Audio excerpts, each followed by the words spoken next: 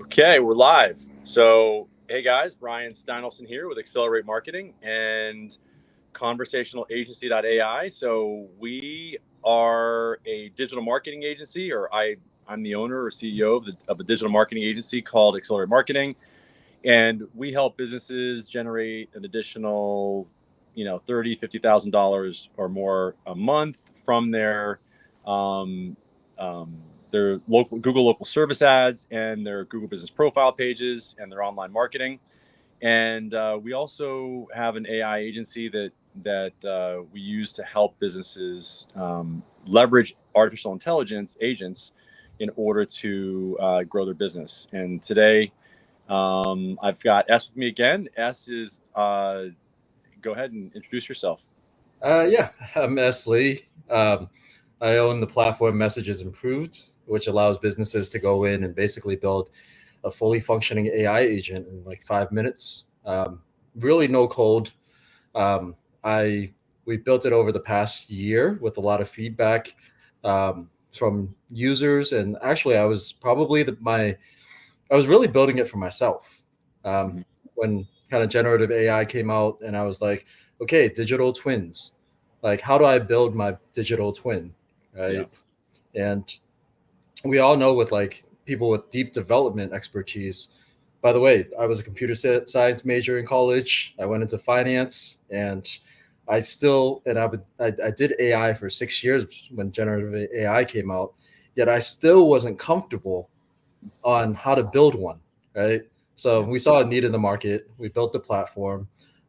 There's about 5,300 bots that have been created already Yep. over the last couple of months.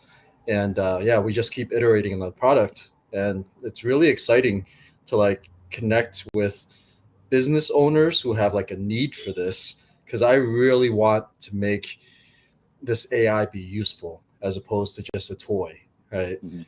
And now from time to time, we'll have people come to our platform that they built something themselves, but they go, but it's not doing the thing that I want it to do. I Mhm. don't know how to improve on this. And I love those calls, Mhm. because I've been on so many calls with people in different industries, a tax advisor, somebody whose wife passed away and said, hey, like I have information from her, and could you kind of have a bot chat like her? And yeah, that's kind of the reward that I have for kind of working on this type of tech for so long, Mhm. is having these calls and connecting with people, and actually teaching them how to make the AI agent into something useful to them. Yeah. More than just more than just like you say, I'll use your words, a toy.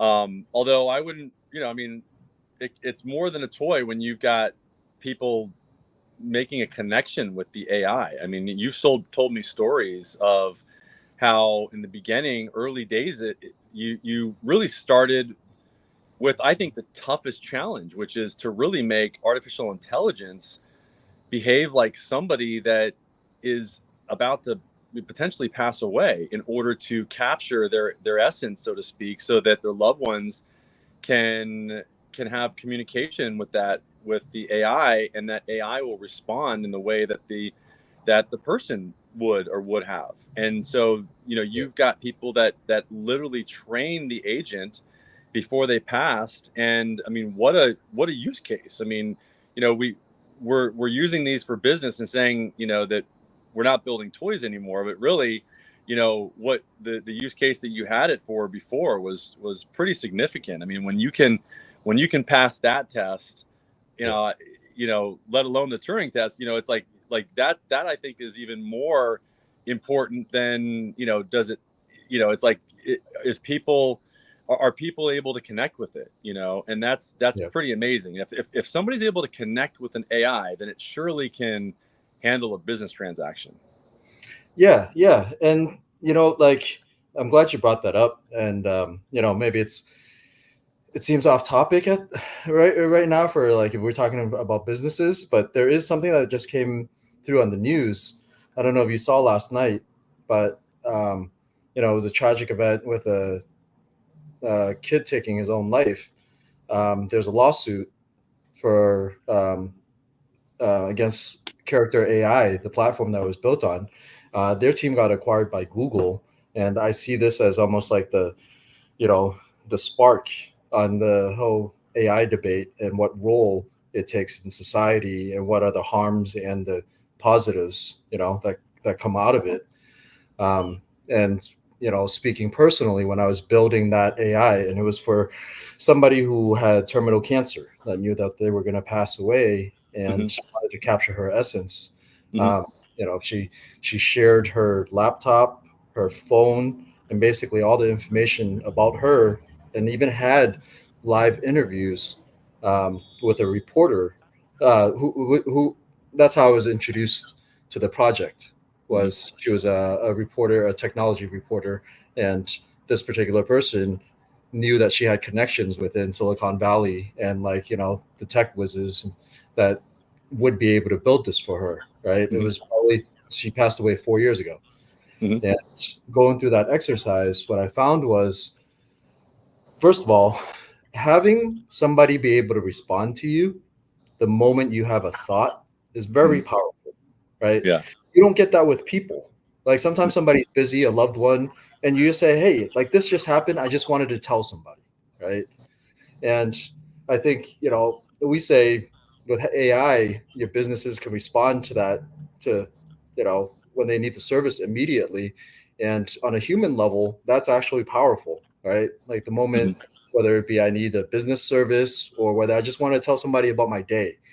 Right. And the first time I had it kind of working, because, and this was probably 2 years ago, 3 years ago, and Hmm. open AI, and the foundation models have only gotten better since then, but the earlier versions weren't really that great when you tried to kind of mess with the underlying training of it. Yeah. um, and I found myself not being able to peel myself away from that conversation when I Yeah. first got into speaking like a human. Um, and yeah, I mean, that's when I knew that this technology was, it's going to be used, right? um, it's going to, in a way, replace people, but from a different level, from a different need, and it's almost that emotional need, right?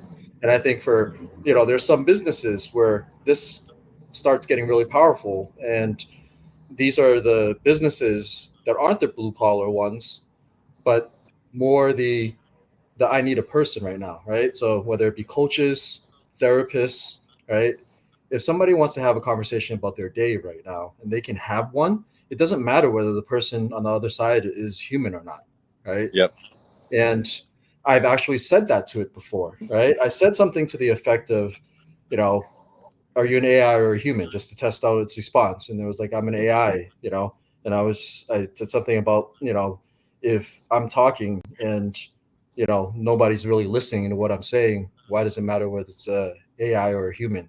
And it came back with a really good response. That was, Mm. sometimes it takes you talking about something, whether it's a human or AI, just to help you process, Mm. just to help you process that problem that you're having. And I actually, like, from that response, it made me feel better, right? Because I was like, yeah, you're right. You're just asking me questions. I'm responding to it, thinking about it, and actually, I do Yeah. feel better about it. Yeah. And I have to say, with now with OpenAI's voice, like advanced voice feature, like I'm just turning on the voice feature and having a conversation with almost zero latency, and which is, by the way, how we're going to, we're building out our next version of the AI agent that, that is connected to one phone number, so you can have voice and text on one number. But yeah, it's like, yeah, just having the AI hear you and be heard, and for you to verbalize it helps you feel better about it. And I agree, when I have these conversations with OpenAI's, voice now, where I just turn it on and I'm able to have a conversation. It's not just text, which is stop and start. It's a there's fluidity to it. There's a nuancedness to it that is like, okay, and there's a back and forth. It's like playing tennis, where Yeah, it's like, you're actually hitting really quick, and then you're getting you're getting a hit back, and it's like a continual conversation. It's not like a herky jerky, like getting a text message and then you have to read it. It's just, you can almost hear the empathy in the voice, of the AI. And a lot of times that's all that people want. They just want to be heard, Right. and hear and to speak it themselves. Yep. Yep. Yeah. Yeah. And here's something I've kind of noticed too, just from building so many generative AI bots or agents Yep. now we call them because they do real world work, was the foundation models like ChatGPT, it tends to be overly nice and helpful, right? Yeah. And we tried an experiment where I had a life coach, right? People would tell me about their day, the AI would respond. I had instructions for it, right? And I Right. played around with the personality of it a little more, where there was one day I was like, there's all these nice, it's almost like toxic positivity that Yeah. what if I went the other way and just went be snarky, like be short with me, like don't tolerate, anything. If you insult me, insult it back, right? But like if I insult you, insult me back, right? Yeah. And we saw engagement rates because I could see how long people chat with it for because we had the transcripts. It went up, like Really. Yeah. yeah. So I think Yeah. in a way, right? Like you kind of go like, what makes the best conversations sometimes, Yeah. right? It's not when somebody's like, yeah, that's great. I apologize. Let me help you. No, it's the ones where there's enough pushback on things. And especially for real life, kind of coaching people who have problems, right? And they probably, do hear that almost dismissive positivity from other people, Yeah. um, and when it does challenge you, I think that's what people are seeking out. And I think there's an extension of that in the business front, right? Like sometimes when you call up a business, of course they want your business, right? So you're always just like, are they telling me these things simply because like they want my business, or are they being real, right? So let's Yeah. just say like home repair, right? You want somebody to come in because there's a leak, and if the business could almost be authentic about it, and it's like, do you really need me, or can you fix this yourself? Right? It's almost like you can convert customers. This AI could be helping you convert customers by solving their problem, right? Yeah. Even if it didn't need you. And I Yeah. think that's going to be like a next layer of it. Once businesses kind of use it for automating their repetitive tasks, is like, hey, I want to work on kind of the high value things, and maybe this is an extension of like what we'll see from the businesses where we have it deployed, right? Where they're getting Yep. so much volume that they're like, look, I really make my money on the cases where I provide a lot of value, and maybe I stop, I start doing less of these and I become more selective on it. And maybe the AI could start taking over kind of just the general advice stuff, right? Yep. Well, yeah, and we see that like in the conversation we had yesterday with the immigration attorney, where now that we have the agent answering the message leads that come in from the Google local service ads platform that we set it up for, and we have it answering the phone within 30 seconds now as well. So we're giving Google what it wants so that she ranks higher, which we did see. We saw that in the last 3 weeks since we turned on the agent to to actually excuse me, to answer the phone in 30 seconds and to respond to the message leads that come in through the Google local service ads platform. We've seen that she's gone from the absolute top impression rate of 50% to almost 90% now. And so she's able to get a lot more leads, and which is exactly what she wants. These Google local service ads leads are super cheap, and any one of these clients would spend as much as they possibly could, because there's a finite amount of these leads that are available for businesses, and they're all fighting for them. So it's really just a matter of, okay, how many leads can I possibly get Google to send me? And the only way to get Google to send you more is to actually give them what they want. And they want you to use artificial intelligence. They want you to have an agent there to create a great experience. And if you guys have any questions, please, comment them, below the video so that we can see them. We're streaming live on multiple platforms right now, on Instagram, and then we're also streaming live on our 3 YouTube channels. So yeah, if you have any questions, please post them. Even after the fact, we will take those comments and post them as questions so that we can answer them. So if you are or know anybody that does have a local business, a lot of times, like we experienced yesterday with this immigration attorney, she saw how the AI was able to answer the phone uh, after the first 20 seconds. We give the team, that's what we set up, is we set it up so that the AI answers the call after the humans have the first 20 seconds. And then eventually she's like, okay, well, I can see where I don't need to answer the phone, and so there's there's the opportunity for these business owners to really be freed up, so that they don't have to pick up the phone. They don't have to wear, that's one less hat that they have to wear, Yeah. so it really takes the pressure off of them, and Yeah. will allow them to really do what they do best, so that and you can have the agent ask any number of questions, to identify whether or not that particular lead is somebody that you want to work with, and then you'll be notified immediately. That's the other thing, if you're running Google local service ads. I mean, this is a really big benefit, that you can actually get notified immediately at the beginning of the text conversation that the AI has, or the beginning of the voice conversation, and at the end it'll send you a summary of the conversation, so you know exactly what was said. So There's almost like this almost curve that we see amongst businesses in the adoption of this, right? Because I find myself in the education process a lot more, and yep, I give recommendations on how to deploy, and I always say, like, just be willing to get it live, right? Because the sooner that it's working, yep, talking to your clients for you, the farther along you're going to be able to get, and and like, for every one of these businesses, I think they go through a very common cycle, which is okay, we're going to have the AI as second line of defense. Um, yep, and then I'm going to see some of these conversations come through. I'm going to gain more confidence in its ability to say things while I iterate on it. And mhm, then, yeah, I might not pick up the phone in 30 seconds because I know that there's an AI that's been answering the last, 10, and eight of them have been pretty good. And because I've iterated on it, it's now 9 of them, right? And then I go, okay, maybe I won't answer. I'll start only if it's the setting's perfect that I will yep, answer. And the more you get the AI kind of answering, the more you can go back and say, okay, just give me a use case where this isn't appropriate, and so that I can go change it and make it more appropriate, so that I can make it more robust.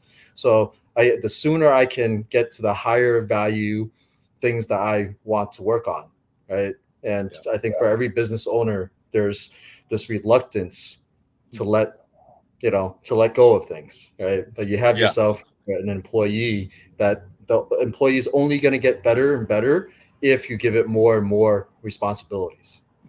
yeah, and that responsibility is earned over time, just like with the human. That's what people need to understand. There's you're I know there's not a physicality to the AI, because it's not in front of you. Pretty soon Elon Musk is going to have, if he has his way, you're going to have a physical representation of the agent literally in front of your face, in the form of I forget what they call them, what their name is, but it's going to be like 20, I think it's like 15,000, which is really cheap, and the dexterity on that thing is amazing. It's got like almost the dexterity of a human, and yeah, the engine behind it is a foundation model. It's really not much different. It's Grok, or it's Elon's or Tesla's version of OpenAI, and and I think that might be something good to talk about, like what's out there right now, as in terms of platforms that can make the foundation model or enhance the foundation model. So the foundation model is like OpenAI, Grok, Google's got their version of it. There's different Facebook's versions. Llama, that's now, I think it made a world of a difference when they open sourced that, right? So Yep. like with the LLM or foundation model that powers our agents right now, we use OpenAI's GPT 4.0 mini, I believe. Um, and when Facebook open sourced that, because it used to be our biggest bill, right? Because you pay per token, so it's almost per message per thing that AI says. And with Facebook opening that up where it could be run locally, that's something that, at scale, that could be deployed on your laptop, right? Powering these conversations. So you're not paying for that cloud service anymore. And, there's been innovations where, on phone AI for privacy reasons, right? You can have much smaller model, running at a couple of gigabytes of space, which your phone has, right? And if you think about fundamentally how these models work, it's an auto predict. It's basically Mhm. what was on your phone for years, with your messages app, right? That next word.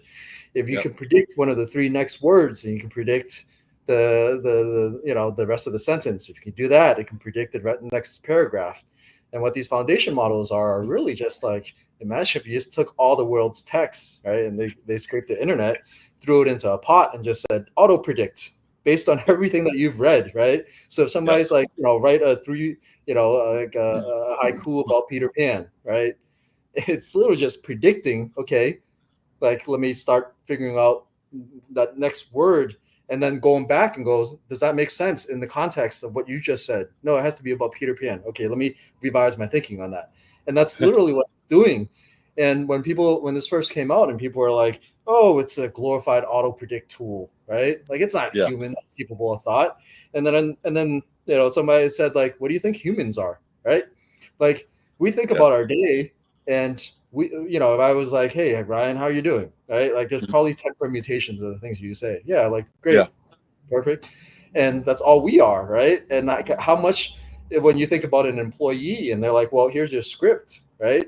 And then, Mhm. or I've given you enough memories or knowledge of what you said in the past. When somebody, you get on the phone and talk about the business, sometimes I'll get on the phone and I don't need to think, right? Somebody asks me something and I'm like, oh, these are all very easy conversations because I've done them a million times, right? Like I have a knowledge base of this is how I answer, and Yeah. it takes compute. So, you know, um, yeah, these models, I've always explained, like the proper way to think about it is not as a technology, but as a Yeah. person. So if you Right. had a person, how do you interact with that person to do the thing that you want it to, right? Right. And when we get into the prompting for some of these businesses, like, right now it's doing fairly basic things, right? Like Mhm. we're replacing a lead form, right?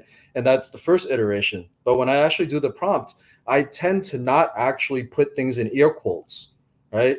Because it's capable of being like, okay, well, ask me my information, such as my name, my address, right?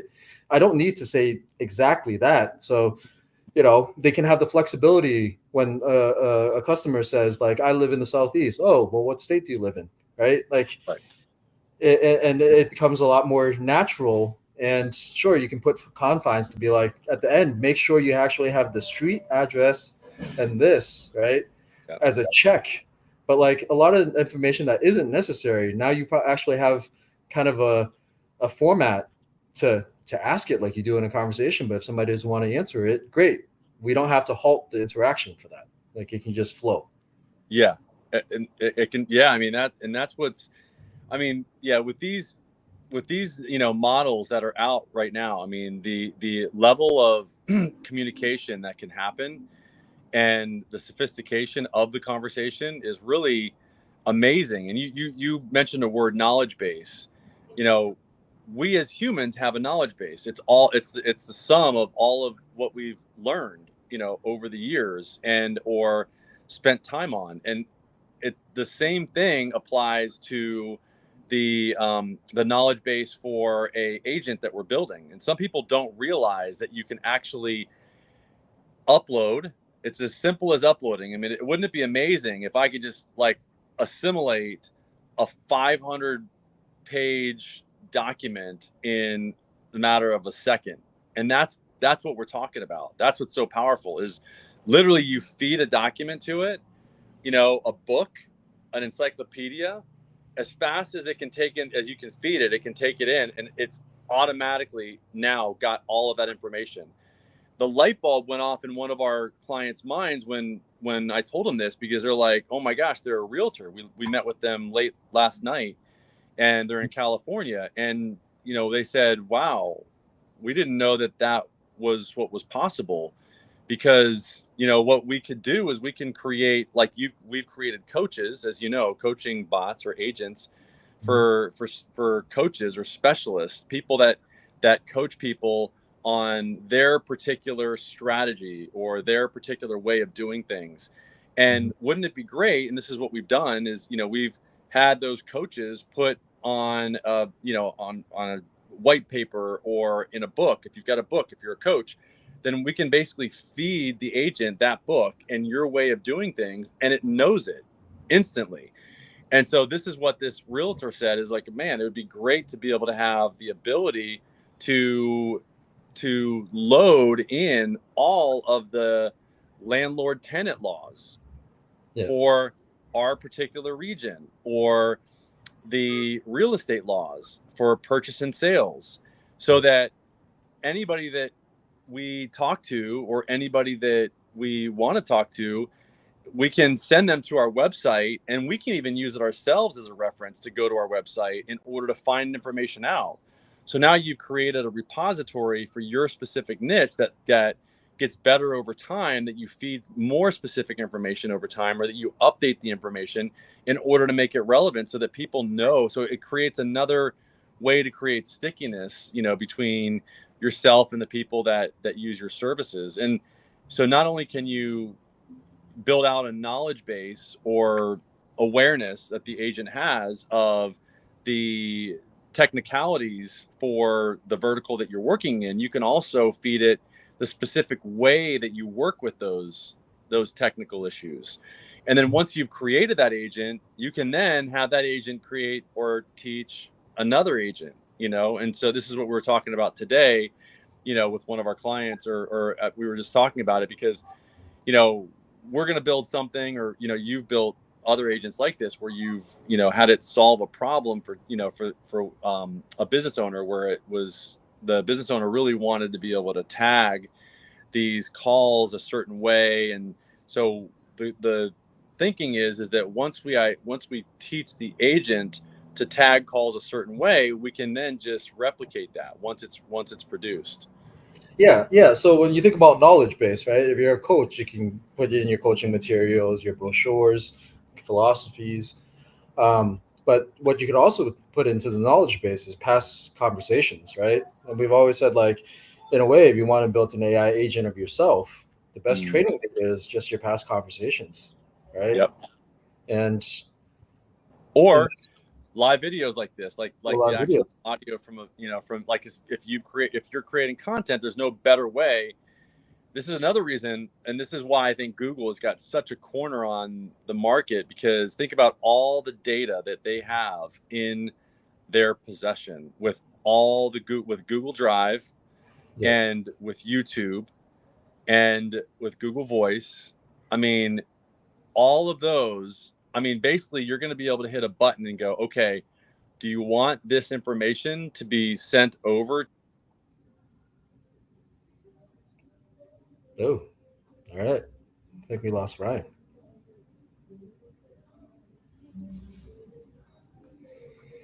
All right. Well, okay. There you go again. I'm back. Yeah. Right.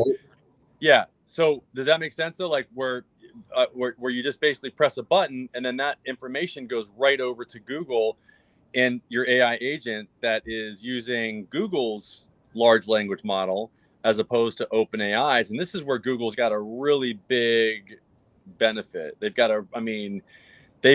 is where it's like the sleeping giant, like that people I don't think are really paying attention to.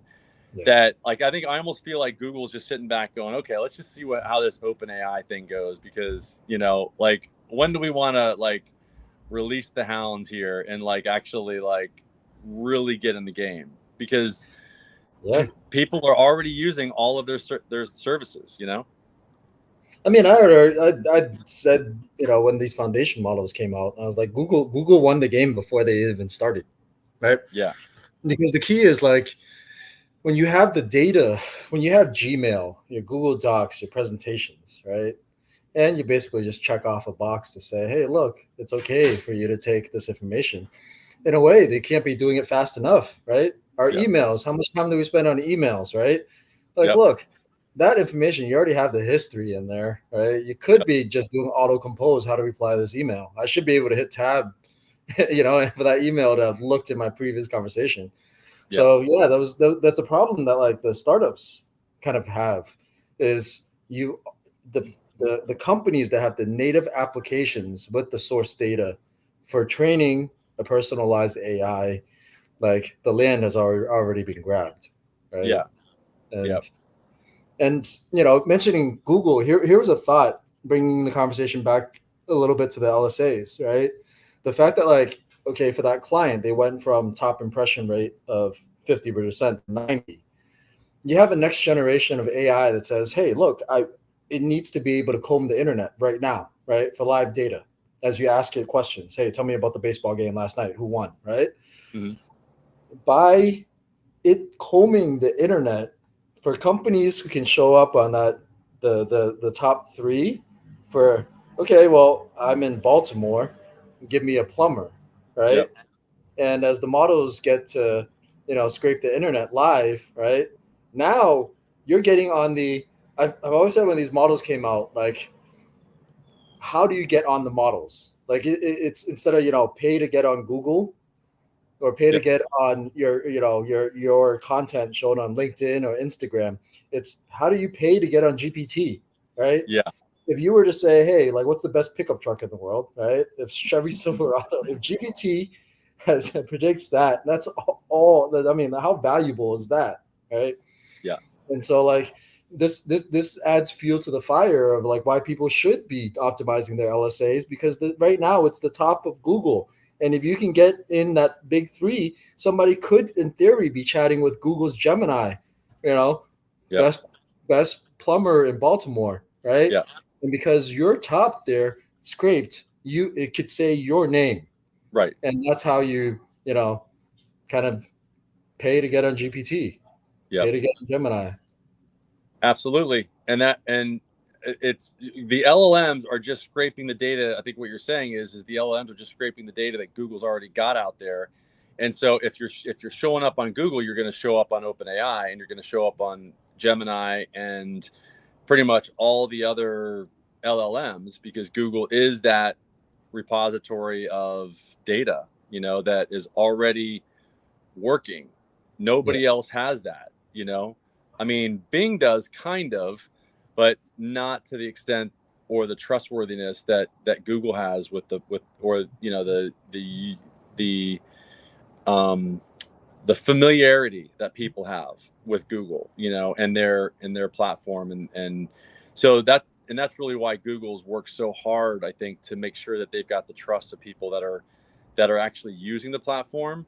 That's why they've gone to Google local service ads with the Google guaranteed and the Google screened because you can tell they saw the writing on the wall 3, 4, 5 years ago now. They saw this coming. They're like, we need to make sure that we work on trust and people's trust factor and confidence in the results that they're getting and with the experience that they're having when they find the business. And that's the reason why Google has spent so much time, energy, and effort on the 3 R's, which is reviews, which is feedback, which that's the feedback that people give that will tell Google if the business is actually doing what they are supposed to be doing. And then response time, which is another value of the experience that people are having with the business. Because if the business is getting back to the lead within 30 seconds or answering the phone within 30 seconds or responding to a message leads in 30 seconds, then that's going to create a great experience. And that's what Google wants. And Google also did the guaranteed or the screening of the businesses so that people felt like they could trust the businesses. They could trust the results that people were seeing. that they would know that they're actually real businesses. And that's why Google moved away from, Google Business Profile and to Google Local Service Ads over the past 5 years. So yeah, I think that that over time we're going to see a lot more utilization, and here's what we had a conversation with the realtor last night. Our second or third meeting in our onboarding for our businesses and by the way, if you have any questions, please post them below, because we'd love to answer any questions that you have below the video, and then it'll just show up, and then I'll post them here so that we can answer them. But the business owner wanted to just figure out how we could expand the usage of the artificial intelligence. The realtor was like, okay, it's we're tracking where the phone calls are coming from when it comes from local service ads. I want to do the same thing and set up the call tracking number on the Google Business Profile page, and that's going to allow us to also implement the artificial intelligence after that same 20-second delay, and then track when calls come in from Google Business Profile versus local service ads. And that really does help, because then we can identify the return on investment that our clients are getting, and the overall value that we're able to deliver from the optimization of the two different categories of Google. So yeah, I mean, and as time goes on, I know that we're going to have more use cases, we're going to have more examples, and we're going to have more of our clients that are really taking this technology to the next level. I know that's really what you are an expert at, because you've done a lot more of this enterprise level implementation, and I really I enjoy watching you do it, like do those kind of implementations, because it can be pretty challenging. Yeah, and it kind of expands the way, almost like the surface area of what AI can be used for. So Yep. I'm glad you brought up the realtor one, because we have an enterprise deployment with a title company, and they felt that, like, look, if we have so much information sitting at the center of a transaction, that they're really providing kind of the orchestrating and information kind of transmission within a real estate transaction, right? And so they have brokers that like ask them questions. Hey, I'm not familiar with this part of the whatever. And we built an AI agent. It's called Sunny. You can find it at asksunny.ai. And that AI was it was a general AI to start. People might just have questions in real estate that they don't want to talk to their realtor about, right? They don't need to know, to call them up on everything, but they do have questions. And the idea was to have it hosted on a website that people could access. We have it attached to a telephone number that people could text and just ask away. And we built that with a knowledge base that the title company had, right? So they have hundreds and hundreds of documents that they only give to their clients, right? That's not on the public internet. And if ChatGPT, if you ask, how do I sell a house out of a trust, right? ChatGPT might just have some knowledge that it's scraped from the internet, but when you have a title company that has a brochure dedicated to it, that answer can get a lot more detailed, right? Yeah. And so with Sunny, it was a general use case, and we've kept on expanding it, where we go, if you ever want to talk to an expert, and there's one use case for 1031s. These are when you sell a property and you don't have to pay capital gains on it, right? And there's a fixed timeline, there's a process. The resources online aren't great, and we actually repurposed Sunny for its own site that answered just 1031 questions, right? And we go, well, when you're searching something like that online, what what you have a very unique, specific situation.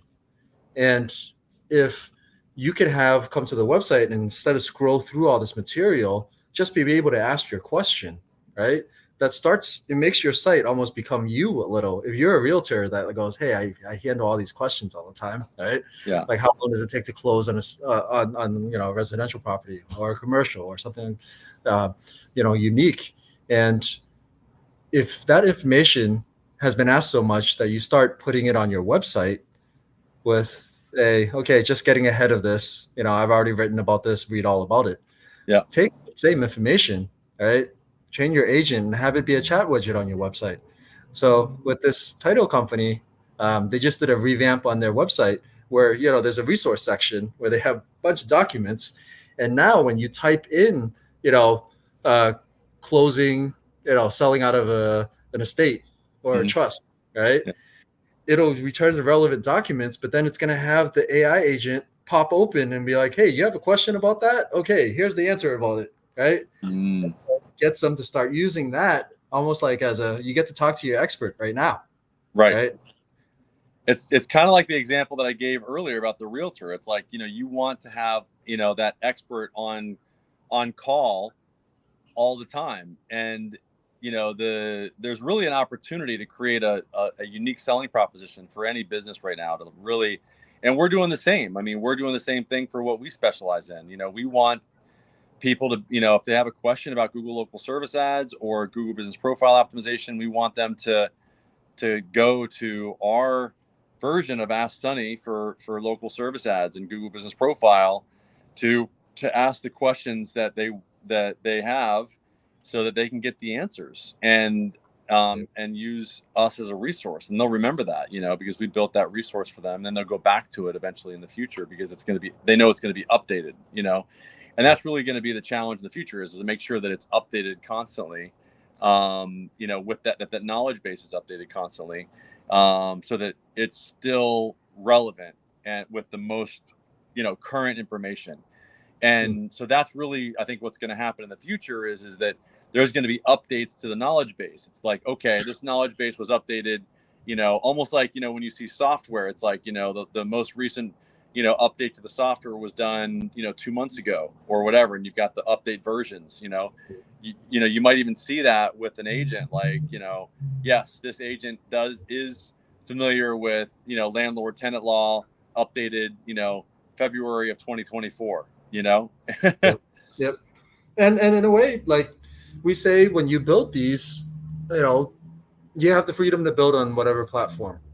Yeah. And I always think it's a better idea for businesses to build on an independent platform and through like folks like us, because the moment models get updated, when GPT had their latest model, it was live that day. It was one line of code to be like, okay, let's switch to the latest one, right?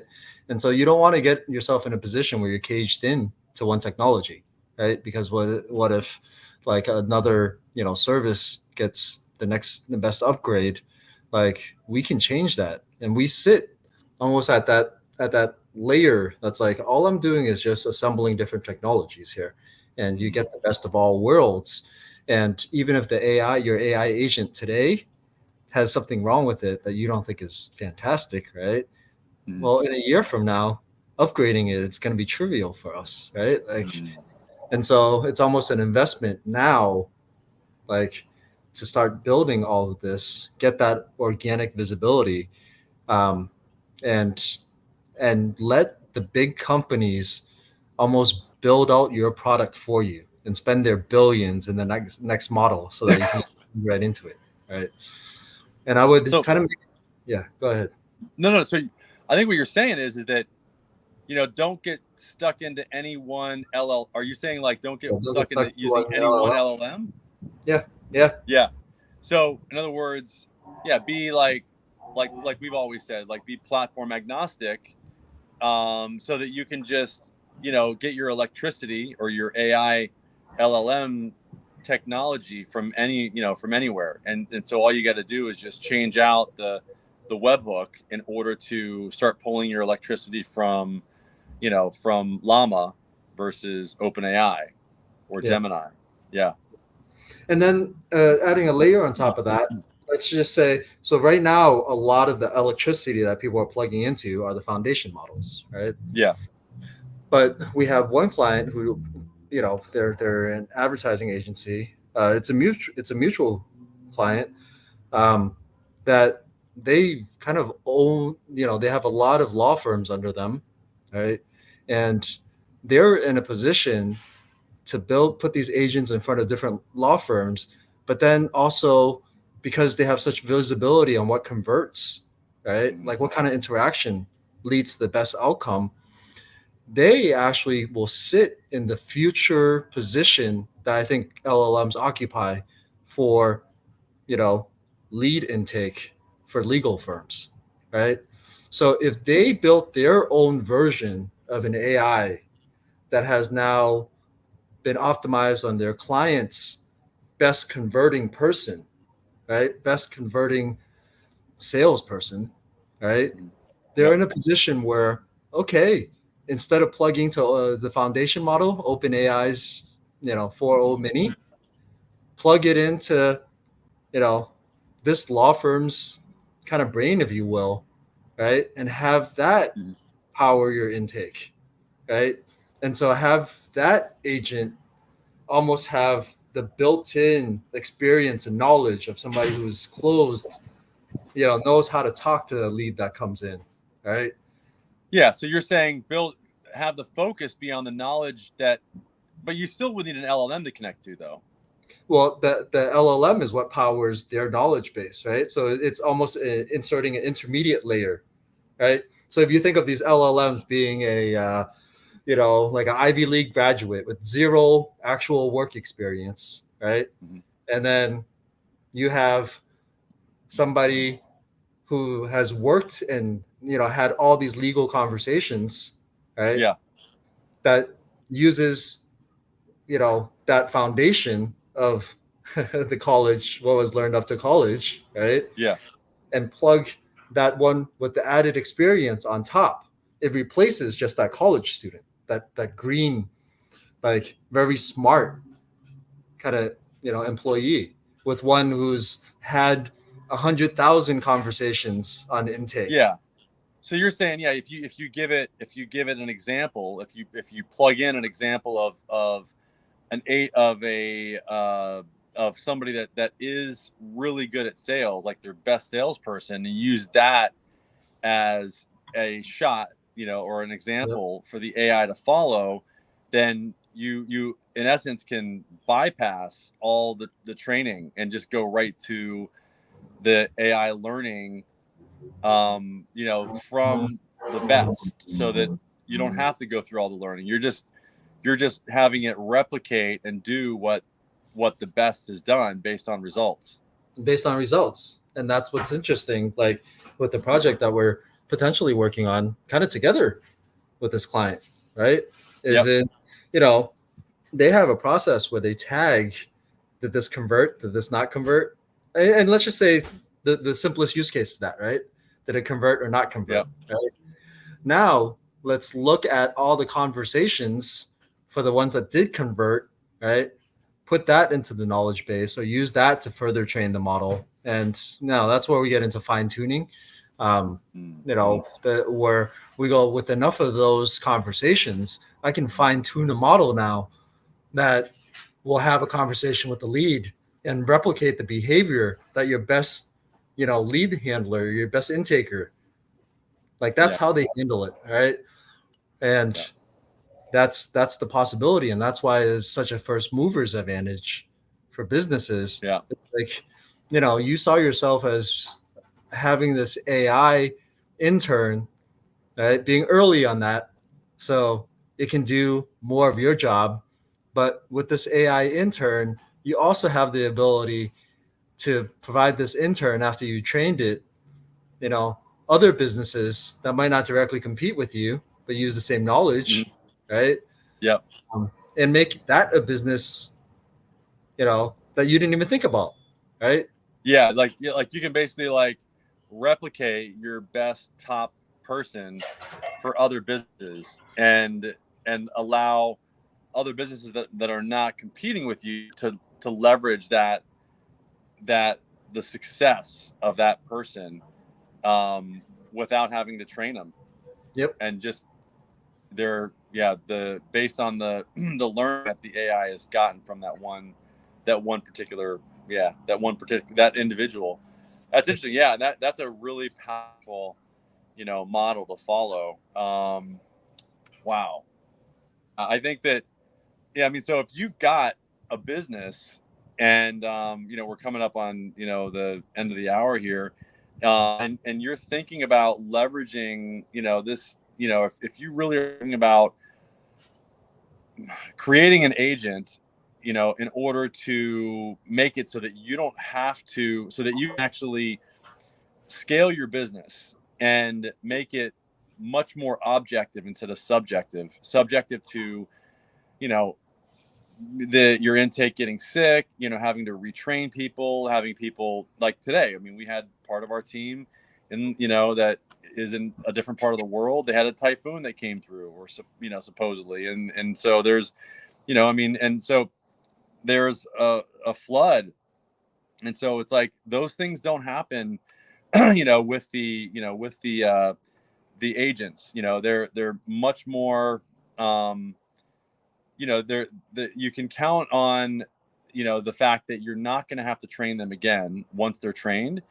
And, it's just, it really does make running your business, much easier, when you don't, like I said earlier, you don't have to wear as many hats. And when you can replicate your top producer, basically for yourself or for other businesses. So, if you guys have any questions, definitely post them below. You know, what we do at Accelerate Marketing is, we help businesses generate additional revenue, like $50,000 a month or more, by optimizing them, on for their local marketing, and so on digitally. So if you have any questions about that, how we do that, let us know.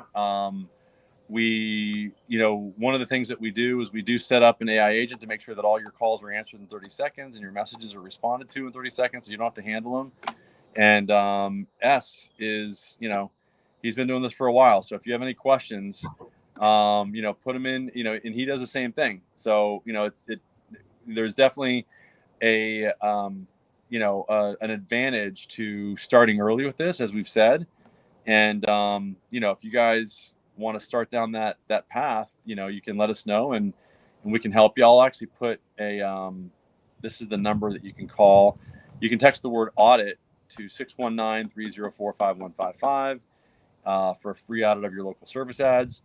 And then going forward, texting that number, that's going to be a demo of what your AI agent is, right? Yeah. Don't take us for our word what the interaction might be. I think starting later this week, when you text that number, it's Ryan's AI agent. Yeah.